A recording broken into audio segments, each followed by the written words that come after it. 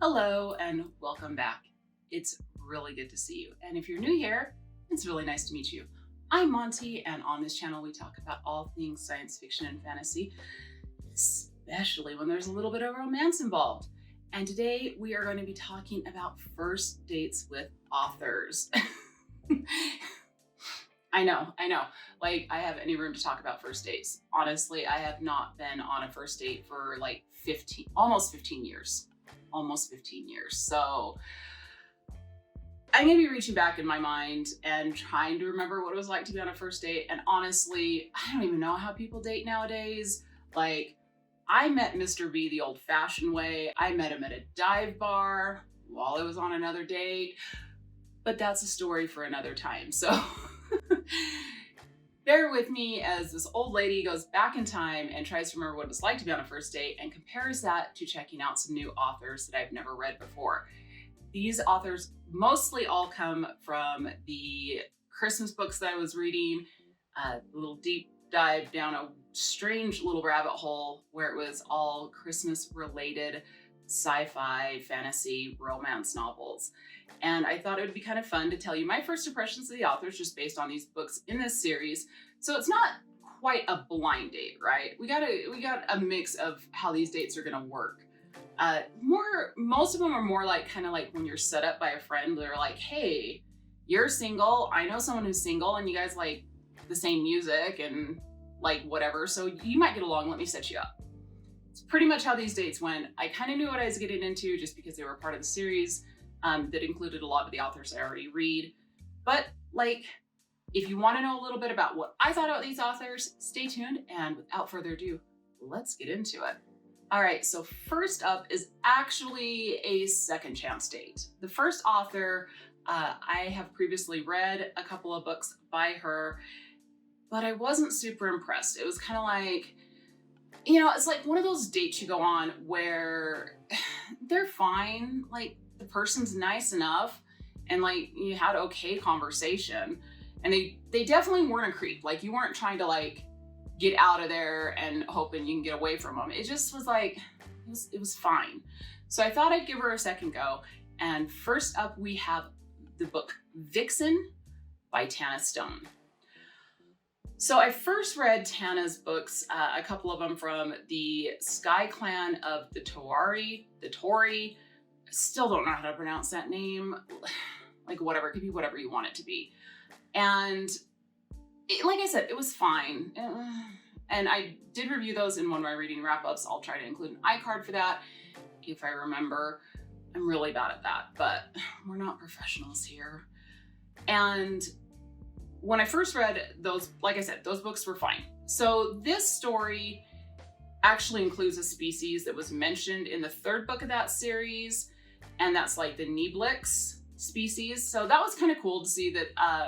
I think Tana's books all kind of take place in her universe. Like, she's crafted her own universe, and I appreciate that. I appreciate that world building, and I was lucky because I already knew about this species, so there wasn't like a big shock value there.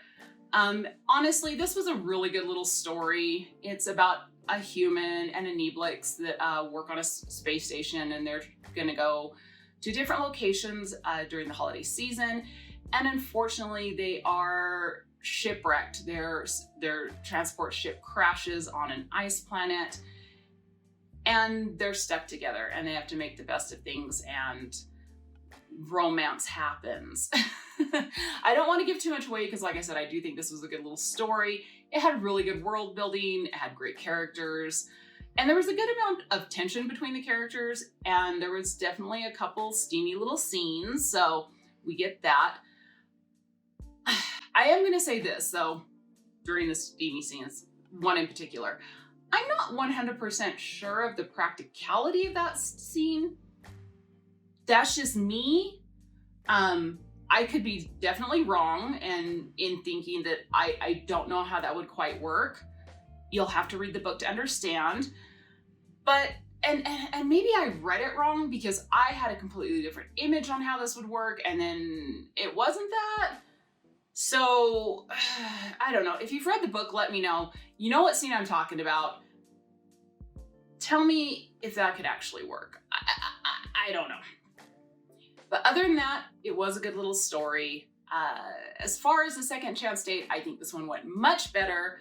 I got to learn a lot more about the personality, and I really got a better sense of who Tana is as an author. I really enjoyed the story. It was pretty short, but well crafted.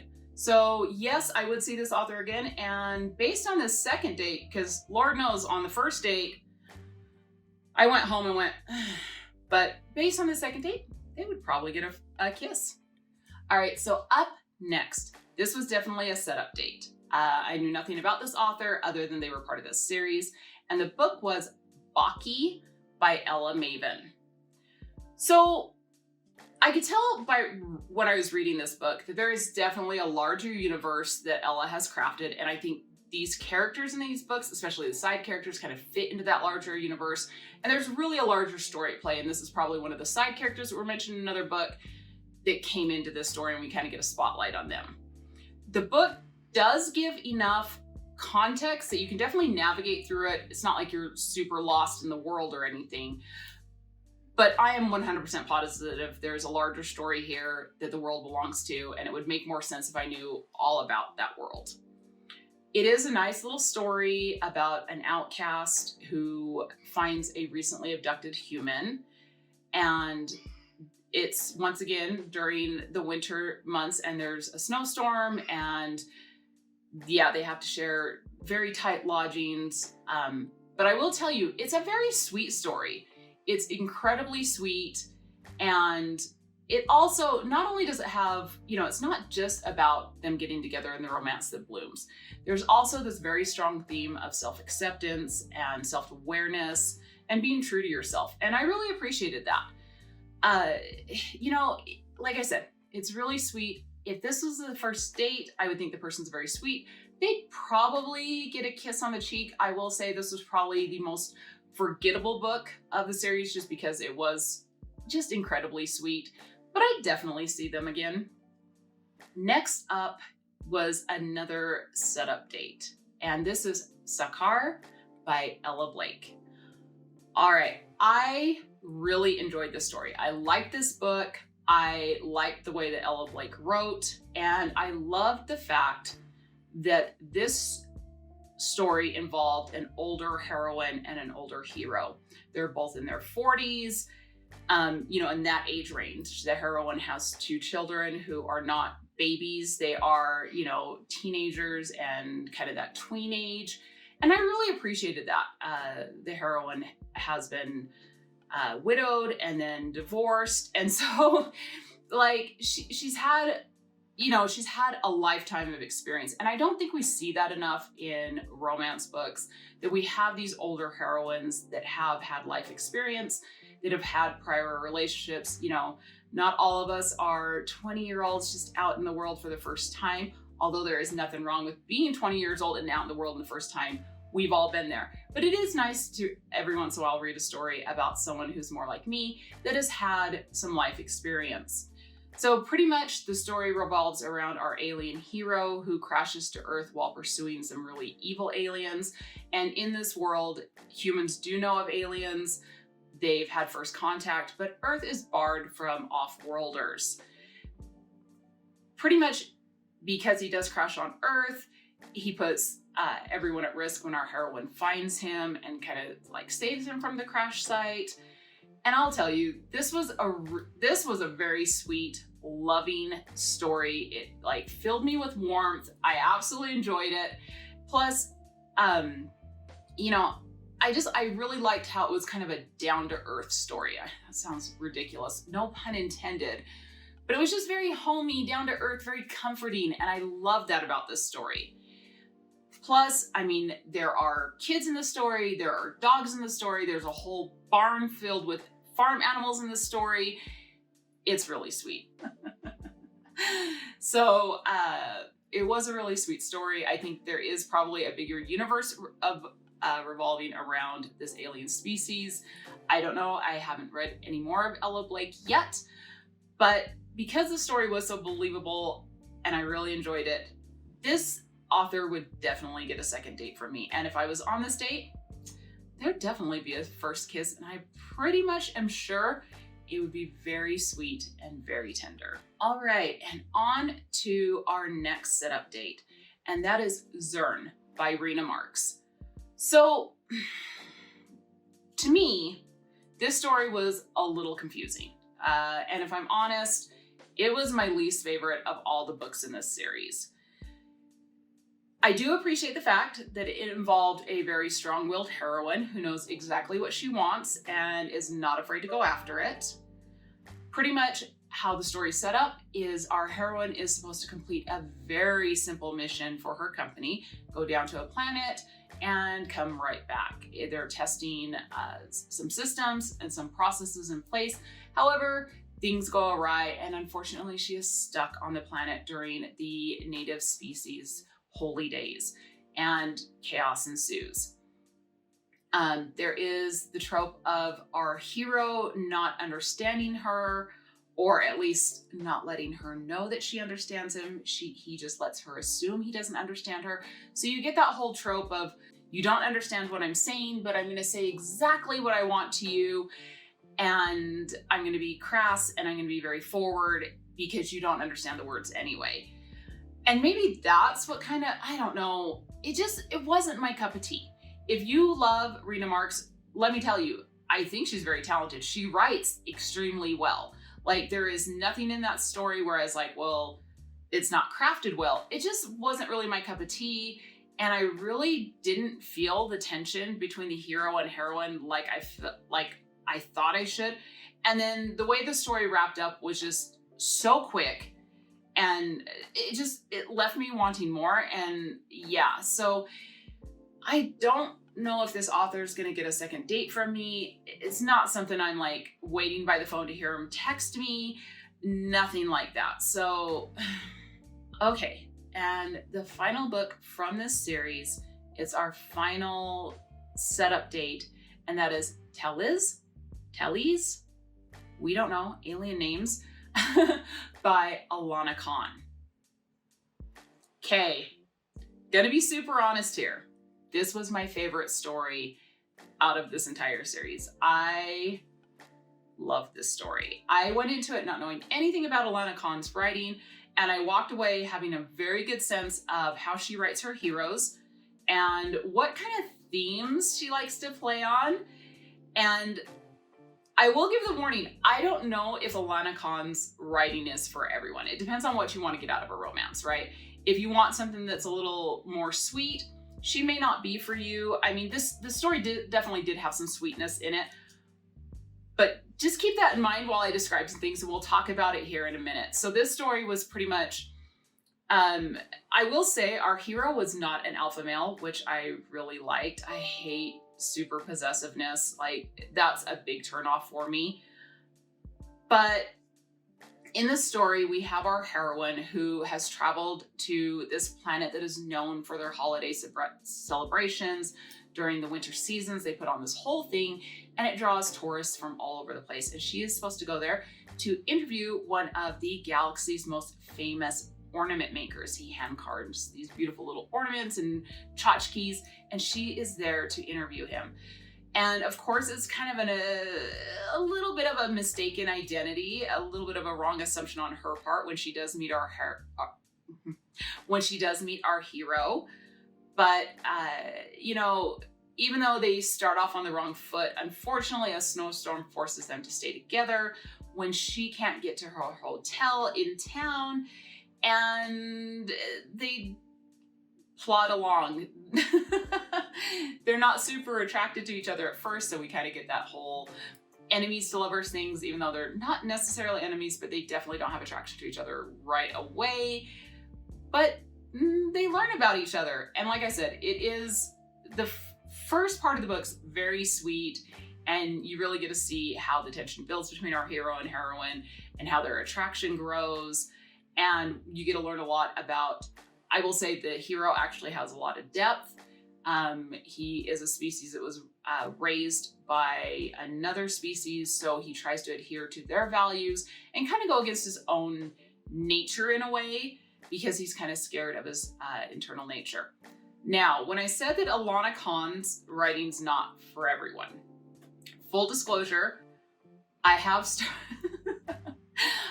started and her first series. It's the Galaxy Gladiators series. So I can attest that the themes she kind of uses in this book carry through to her writing a lot.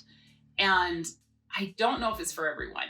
So in this book, she definitely plays on a theme of like praise dom. Our hero is definitely a praise dom.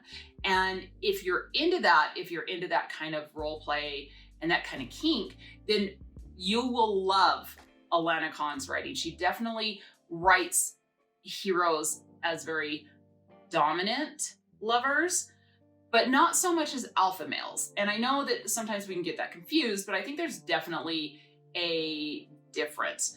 Her heroes are very dominant during the steamy Ceci scenes, but they don't try to control or possess their partners outside of that. And so to me, I thought this was hot. I thought it was steamy. I was like, yes, daddy, sir, what do I need to call you?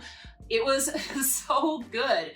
And I thought it was done in a really good way, a good representation. It's definitely not 50 Shades of Grey. So if that's what you like, you're not gonna like what you see here. There is conversations, there is consent, and it's represented in a really nice way. So I will obviously, I just told you I've already been seeing this author. So this author definitely got a lot more of my time. And if I was on a date, if this was a date, I'm gonna be honest, the entire date, I would be thinking pretty scandalous thoughts.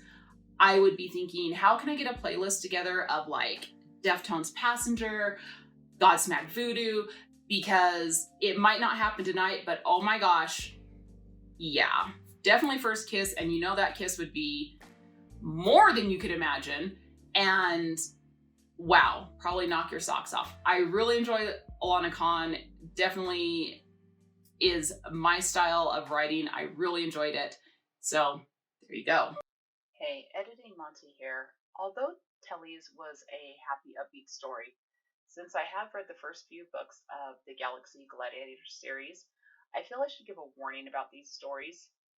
They deal with subject matter that you may find triggering, such as enslaved people that have experienced forced sex acts, SA, and torture. The tone of these books is much darker, and some of the scenes are somewhat graphic. I just wanted to give that warning if you do seek out other books by Alana Khan. All right, so I have one more book, and this is a blind date. This was not part of that series. This I picked up on Audible. It was an Audible exclusive. I'm pretty sure it was, I don't remember if it was free, but it was suggested to me on Audible, and I just went with it. I don't know why, just something told me, let's check this out. And that is The Comeback by Lily Chu. So this is a contemporary romance, and you all know how I'm not the biggest fan of contemporary romances, and it is definitely an opposite attract story. Usually not my favorite kind of stories, but I really like this one. It was so good. Pretty much the story is our heroine, Ariadne. I love that name, P.S. Love that name. And she is this like laser focused, super determined lawyer who is trying to make partner at her firm. She has a roommate, and one day she comes home to find a strange man in her apartment. He's gorgeous, but he's a stranger. She nearly does some physical harm to him because she's scared, and he quickly reveals that he is her roommate's cousin. He's visiting Toronto, where our story takes place, and he's come from Seoul, Korea, because he just went through a breakup, and he's there to kind of nurse his broken heart and just rest and relax and get over it. So Ari does her best to ignore our hero Ji-hoon, but soon his kindness and his chaotic nature, it intrigues her. And she finds herself trying to kind of tell him about the hot spots of Toronto, and they end up going out and seeing some of these places. And she's just really into Ji-hoon's personality. I mean, it doesn't hurt that he's like beautiful, but he's just a really down-to-earth, sweet, thoughtful guy. And the more time they kind of spend together, the more she finds herself falling for him and kind of rethinking her life's path and like how much time she puts into work and how she doesn't have a whole lot of personal relationships. Now, if you think that's the whole story, no, you're wrong. Because I kind of thought that's where it was going to end. Because like I said, I was listening to this on Audible, so I didn't know how much of the book was left. Nope, there's a whole second half. Because when Eri finds out who Ji-hoon really is, he says he is a songwriter from Seoul. And when she finds out that that's not really his job, her entire world gets turned upside down. Unfortunately, she loses all her trust in Ji-hoon, and she's forced into this situation that I don't think any of us could ever comprehend what she goes through in this. And like I said, I don't want to give any more away. It is such a good book. I really encourage everyone, if you have an Audible subscription, definitely check this book out. It's narrated very well. The narrator does an amazing job. I'll put her name right here. I cannot remember it for the life of me. And it's just an excellently written story. The stakes in this book are super high. Like, they are very high. The reason that they can't be together is one that it seems like over the top, but yet it's very grounded in reality. And it goes far beyond the fact that these two people live in two different countries. There is so much more to what's keeping them apart, and it's quite heartbreaking. We also, I think it's also a story of really thinking about what you want in life. Both characters are faced with this dilemma of, do they stay on the path that they have chosen in their careers, or do they risk everything to try to find something that's a little bit more fulfilling to them? Not so they can be together, just so they can have a more fulfilling life outside of work. If you like stories of characters that have to really overcome some odds to be together, like it's not something that's solved really easily, you'll love this book. Personally, that is what I loved about this book. I was really scared that they were going to kind of just come to this like magical solution of how they were going to be together, and they don't. It's not something that's solved in a couple of pages or a couple of minutes. Now, I will admit that there were things in this book, details in this book, that were not super familiar to me. I love K-dramas. Like, I am a sucker for a good K-drama. So I do have some idea of like Korean culture through K-dramas. And I'm sure that's not the best representation of all of Korean culture, but I have enough to know that like Gangnam is a very posh, rich neighborhood. And I know that like K-pop stars are called idols there. So very newbie, kind of like not really steeped into the Korean culture going into this book. So there were some things that I didn't immediately understand. And I think the book does a really good job of explaining it to someone like me that doesn't have a lot of knowledge of Korean culture. I probably have more understanding of Ariadne's culture. She is Chinese, although she is Canadian from Chinese descent. Both her and her parents were born in Canada. Like I said, I do have a relative that is from mainland China. So I have a little bit more context with Chinese culture than I do necessarily with Korean culture. But I think the book did a great job of explaining that. And I love the fact that the book really talked about how Ariadne felt that everyone saw her as Chinese instead of Canadian. Because she was born in Canada, she's Canadian of Chinese descent. But so there is a lot of themes of, race and honestly prejudice, bigotry and racism in the workplace and in just kind of in the larger world, and how our characters have to navigate that. And I thought that the book, I mean, this book is just, it's so good because it covers so many themes and it really makes you feel a lot of emotions. I will say I did not understand the title of this book and how it related to things until about 3/4 of the way through when the book explained it to me. So thank you very much, book, because I didn't quite understand what that title meant. If you know what it means, then you probably know a little bit more going into this book. If not, you'll be in for a very pleasant surprise like I was. I would definitely see this author again. I am going to be looking for more of her books. I loved her writing style. I loved the way she wrote her characters. There is enough plot in this book that it definitely keeps you interested, but you learn so much about the characters and there's so much emotion in this book. I absolutely loved it. Definitely going on a second date. Definitely getting a first kiss on the date. I love this book. This was definitely a 4-star book. Check it out. Don't sleep on this book. I guarantee you, it's so good.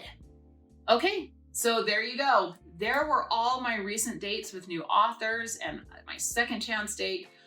I'm gonna tell you, my blind date was probably the absolute best. That book was so good and so well written. And then of course, the other one I talked about where it was just a little bit steamier, which, you know, it's what I like. Like, why do you think I talk about all the smut and trash I talk about? I live for the steamy scenes. But anyway, please let me know in the comments down below, have you read any of these authors? Have you read any of these books and did you enjoy them? And if you did enjoy this video, you can go ahead and give me just a little bit of love on this channel. You can give me a thumbs up, give me a little like. And if you would like to see more from me, you can always go ahead and hit that subscribe button. That way you'll always know when I post again. And until next time, take some time for yourselves and love you, bye.